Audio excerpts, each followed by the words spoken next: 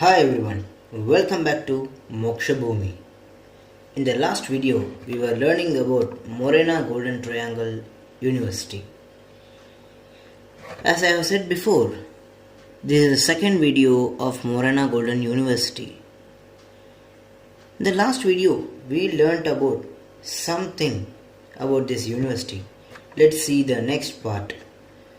But before that, don't forget to subscribe and click on bell icon for more notifications. In the future, coming by videos, you will learn some Vedic Suktas and something about the Sanatana Dharma and so many scriptures also. Don't forget to subscribe, like, comment and share the video. Myself Vishnudasan, I once again heartily welcome you all into this channel. How was education important down the ages? Do you know? In the ancient days of India, thousands of years, thousands of rishis chanted mantras and hymns and stockpiled the powerful positive energies in the atmosphere around.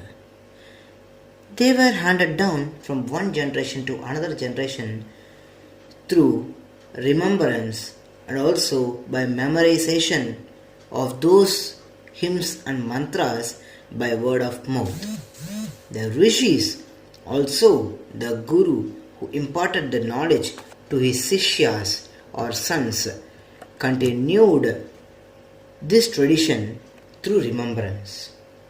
For hundreds and thousands of years before the Vedas were compiled by Vedavyasa, they were called as Shruti. The meaning of Shruti is what is heard. That means they listened through the gods and later it was remembered and memorized by their minds and they were transferred to others through the word of mouth. This is what Shruti, and this is the reason why when one listens to Sanskrit chants from the Vedas and other scriptures, the positive energy is added and the aura around further energized. That's why the Sanskrit language is also known as language of vibrations.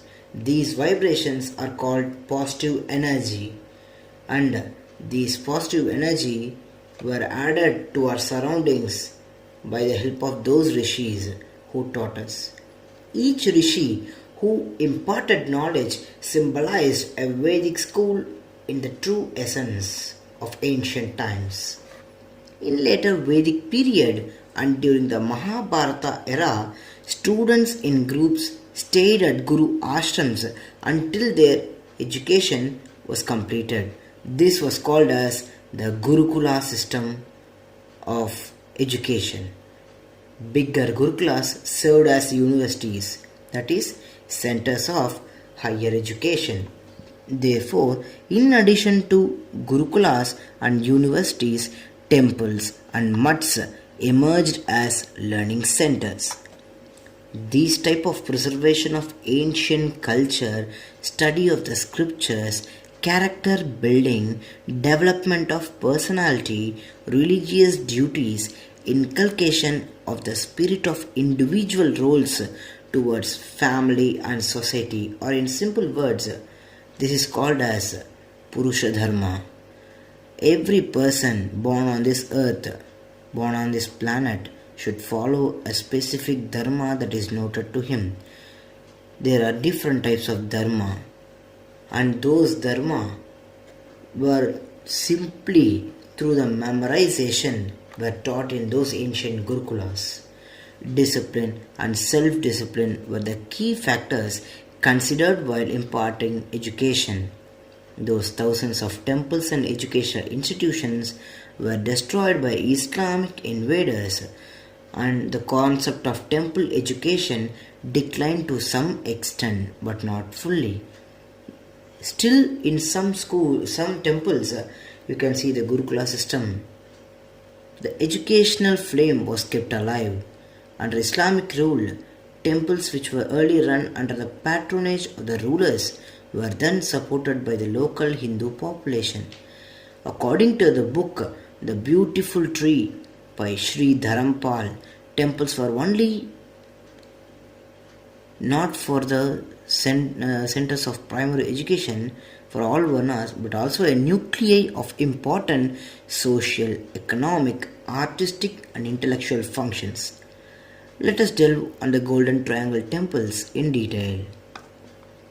One of the temple is Mithawali Chaunsat Yogini Temple. This is located on the hillock which is about 100 feet in height. It is also called as Ekattarso Mahadeva Temple by the localites.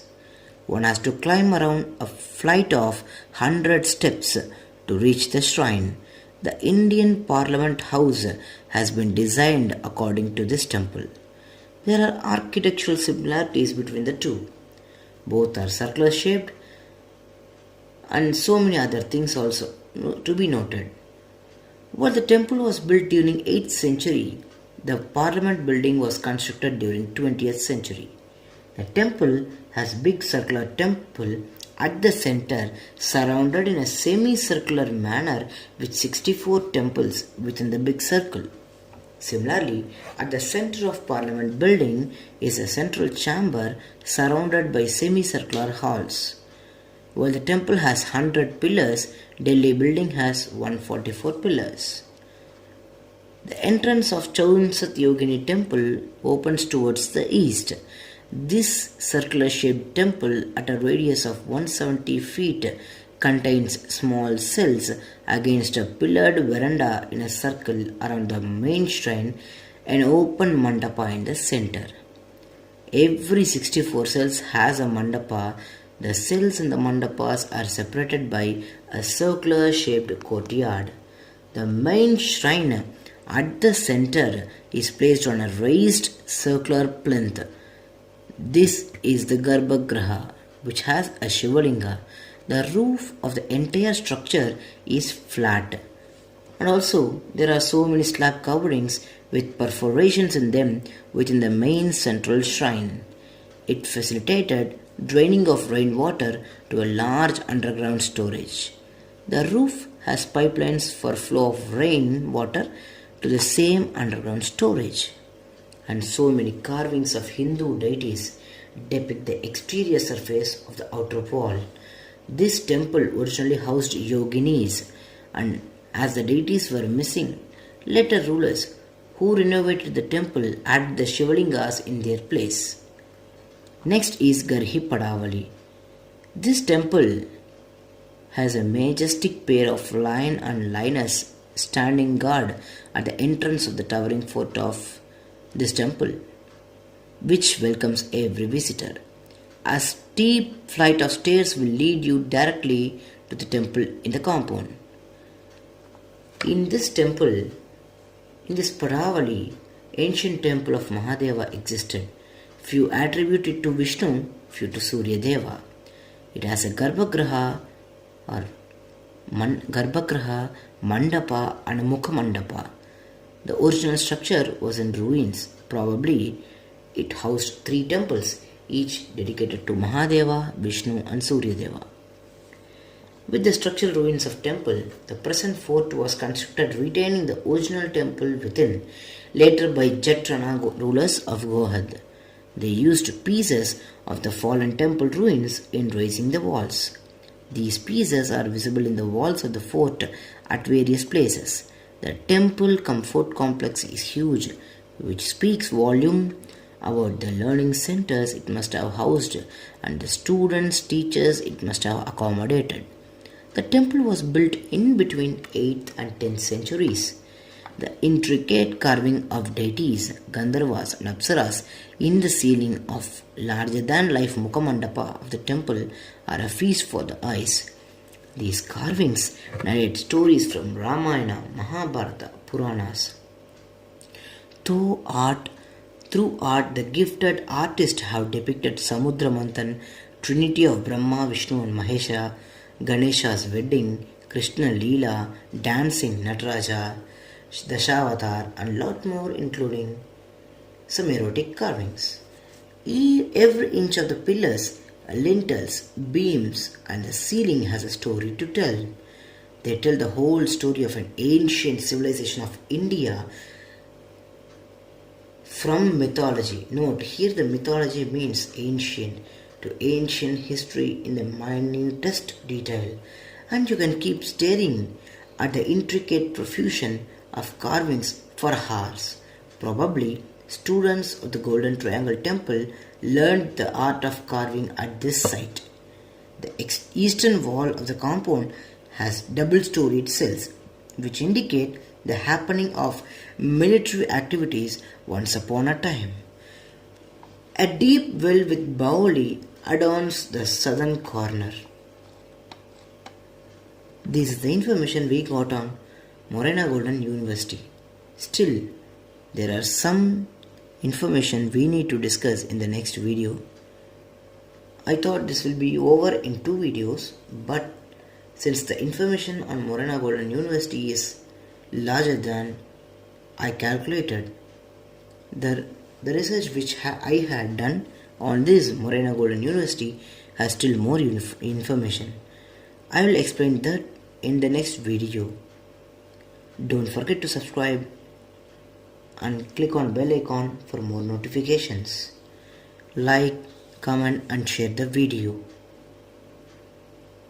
Don't forget about our ancestors. Please follow their footsteps and you will be in a good lifestyle.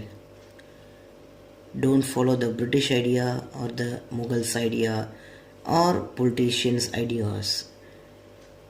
Our life is fully based on our ancestors. They gave us good thinking, good knowledge and all. We should follow them.